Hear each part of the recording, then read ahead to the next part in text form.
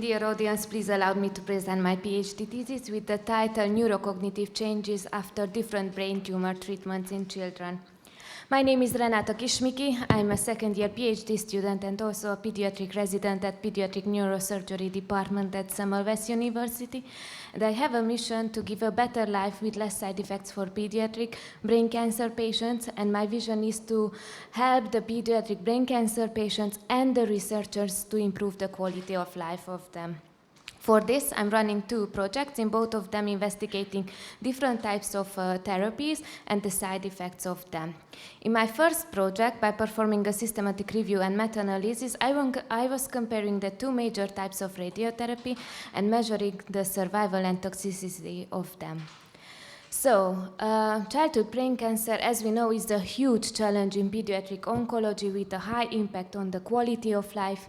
Based on the American Cancer Society data, annually 4,000 new diagnoses are numbered. And more than 80% of them require irradiation to provide optimal survival. And as we know, as every therapy, the radiotherapy has a lot of irreversible life-threatening side effects, like the neurocognitive decline, endocrine deficits, and neurological problems.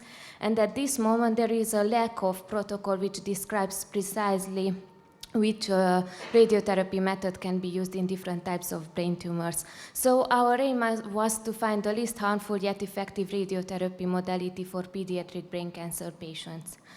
What are the main differences between the radiotherapy modalities? Well, the photon uses X-rays or gamma rays. It's suitable for various types of tumors. It's commonly used, widely available, but the radiation affects both the tumor and the surrounding healthy tissue. On the other hand, proton uses charged particles. It precise targeting the tumor and sparing the healthy tissue. It is beneficial for tumors near critical structures and in case of young patients, but it has a limited availability. So the question was, which irradiation method is the least harmful, still effective for children treated with brain tumors?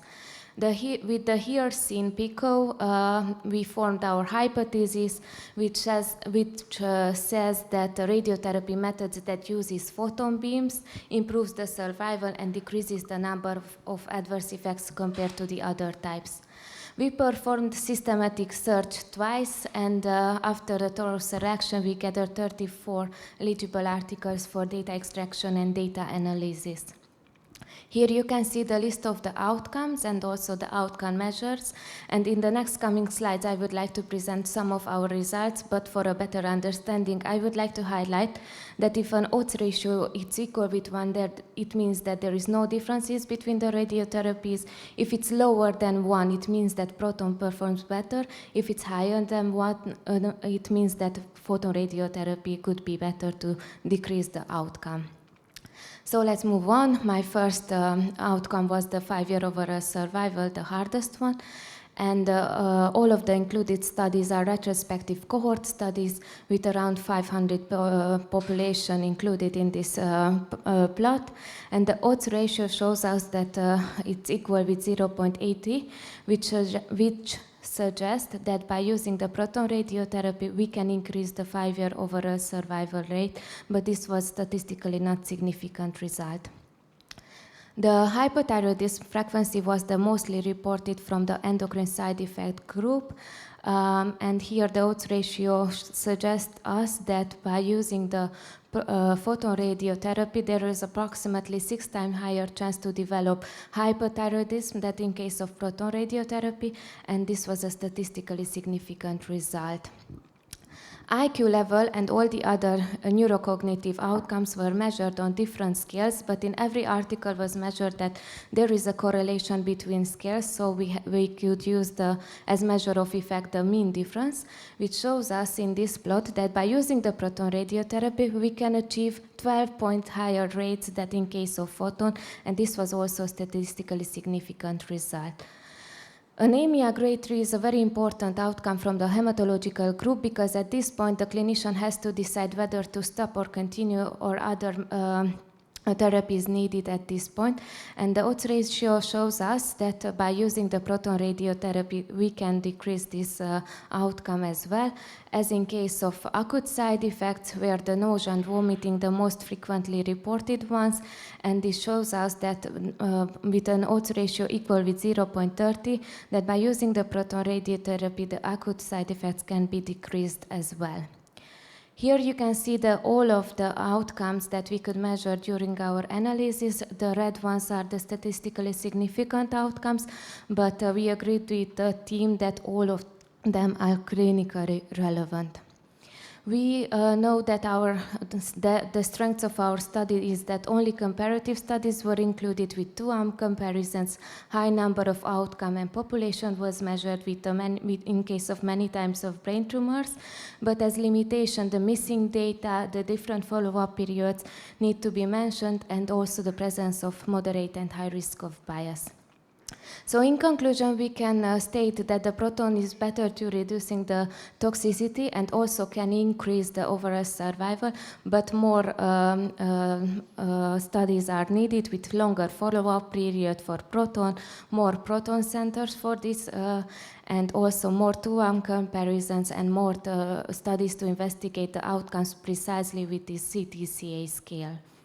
So my manuscript is under review at PLOS ONE journal. In my second topic, I would like to adapt the cerebellar mutism scale in Hungarian for children. This cerebellar mutism syndrome is a complication of posterior fossa tumor surgery, which occurs after 24 hours from surgery in 1/3 of cases, and as long-term consequences, persistent dysarthria and residual phonological impairment has to be mentioned. But with a good rehabilitative plan, the recovery can be achieved.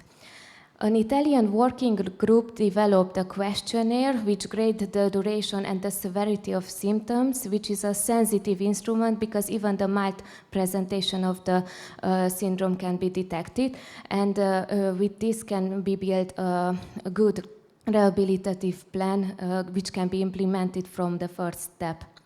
Here you can see the main questionnaire, and we would like to adapt using this guideline for validation. We are planning to enroll 10 to 50 patients to test it 5 times, and we would like to include only children admitted at our department, at pediatric neurosurgery department, with a diagnosis of posterior fossa tumor and eligible for surgery. And now we are on the phase of data cleaning, and we have data collecting, and we have already 4 patients included in our study. Here you can see the overview of my 2 ongoing projects. The first one is submitted and it's under review, and the second one it's ongoing is in the phase of data collecting, and I would like to finish the data collection this year. And I'm very happy to announce that I will present my first topic at the 6th conference of the Southeast Europe Neurosurgical Society this autumn here in Budapest. And let me finish with my favorite quote, my presentation, from Ervin Lázár, who said, "Even the most impossible things have to be tackled sometimes, because the most wonderful human experiences come from them." And thank you for your kind attention.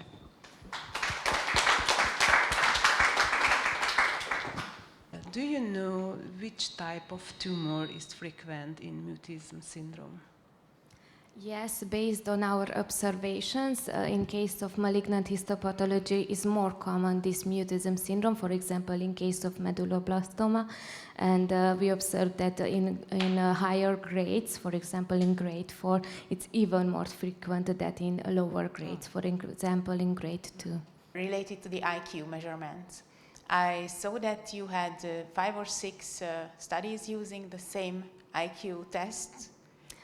No, they are using a different type of questionnaires, and as I mentioned, so it will be worth it to use a standardized mean difference in a calculation. Yes, that's why I'm asking it. Mm-hmm. But and we have a lot of discussion regarding this topic. But in every article, it is mentioned that there is a correlation between the scales, so they can be measured and pulled together, and the mean difference can be used as statistical measure. And our statistician also agreed with with this fact.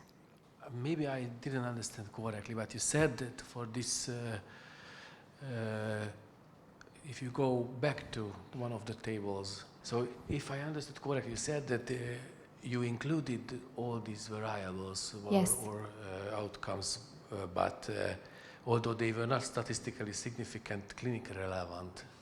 Can you explain this in a little bit in details? Yes, thank you for your question. Yes, so we discussed with the statistician, with the team, and everywhere that besides the fact that something is not proven mathematically, it means that there is more studies needed and it will be proved mathematically as well.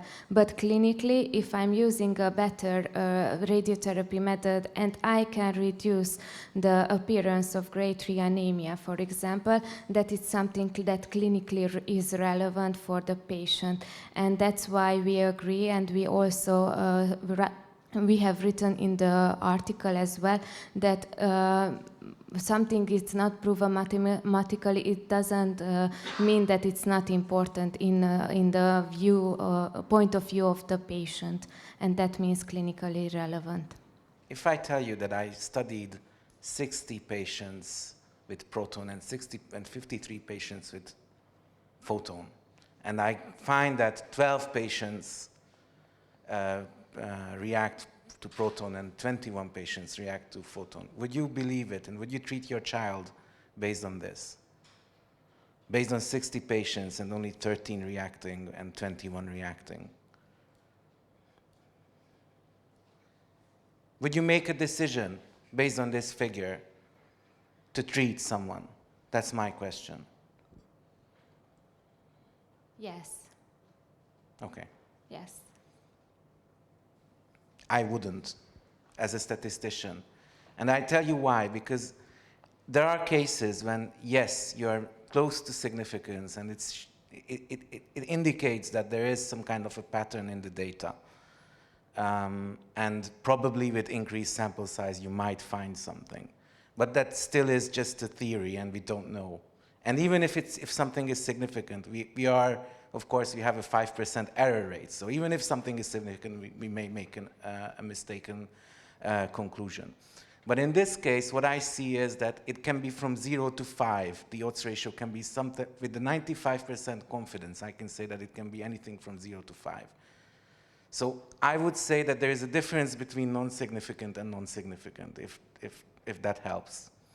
There are cases where it's close and you might be able to think about increasing the sample size, but it's still not significant. And there are cases when we don't know. It just shows that it doesn't. And it doesn't matter if we don't know what's the average of what we don't know. If that helps. Thank you. You're welcome. My other problem is that I think you should be way more cautious interpreting your results, because these were all retrospective studies with like super low sample sizes. I'm not sure about the quality because I don't know them, but I think just being more modest with interpreting your results, I think it would be easier to publish your paper. Sometimes during the publication, as a provoking sentence helps in the publication process, because this is triggers the reviewers. Okay. It is clear that at the moment you represents the opinion of the team. So who are the statisticians in this project? So Gergely Agócs and Szilvia Kisdala we worked together. And yes. Miklós Garami is the supervisor. Yes, the supervisor, yes. Rita, I think this is so significant question philosophically, medical philosophically, that it would be nice to discuss this in a higher level. So not just in the group, but because this is a core content of the school. What is evidence? And do you have a lot of outcomes, 2 or 3?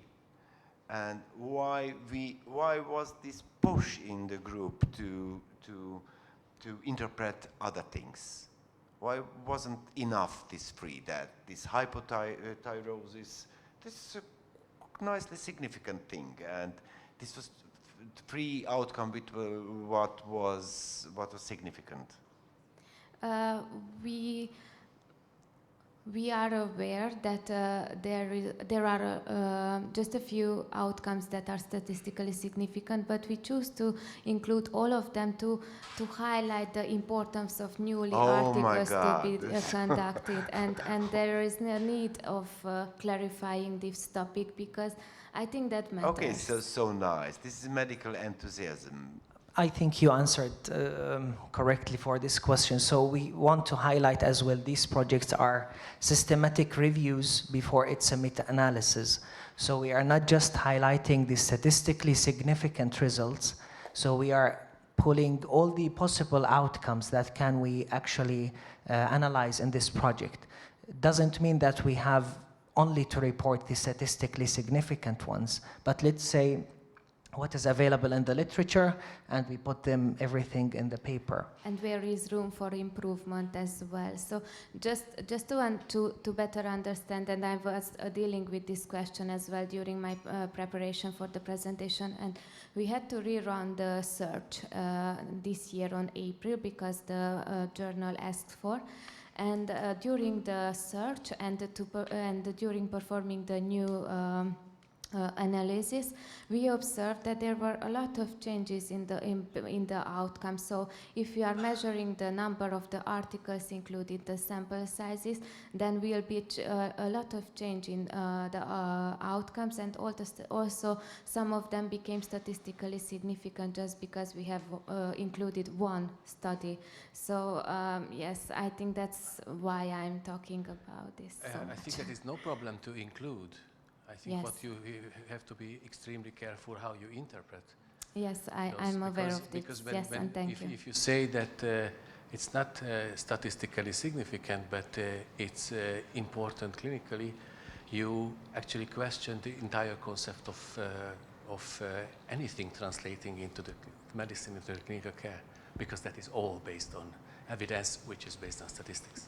Thank you. Topic is interesting, but which cheers me much more up is this conversation, because in the next 2 days we're gonna hear, next 3 days we're gonna hear this same sentence which is so detrimental, and it comes from the CTM, that even if it's not significant, it has a clinical relevance. And what you just mentioned in your last sentence now, that's the that's a standard. So that's an error, then an imprecision. If you have more samples, you are just your precision gets better, and outcomes are changing, as you said. So that's why it's not significant, because it's not well powered to say anything. So I would be happy to see a conclusion or a consensus on this to use. If something has a confidence interval of 0 to 10, then we cannot say anything about it clinically, right? So that's the conclusion for this committee meeting we can describe. That's a huge leap for CTM, I think, and the interpretation of results. Fortunately, we are not a synod, and I am not the Pope to announce such conclusions. We are just talking about. So please allow to us to be free in thoughts. So we are discussing. So I just wanted to say that you're Renáta, right? Yes. So you collected everything very well, and the data was scarce in the literature, and you reported it. That's an outcome which you should report, because that's an important thing that decide between photon and proton in terms of secondary outcomes. But we cannot say anything, so we need more studies. That's the only conclusion you can think. But if you hear week by week that, of course, if you have any results, you should publish, and you have to say that it's clinically relevant. That's a huge burden on science and on you as well. So it's not your problem, but we learned this way.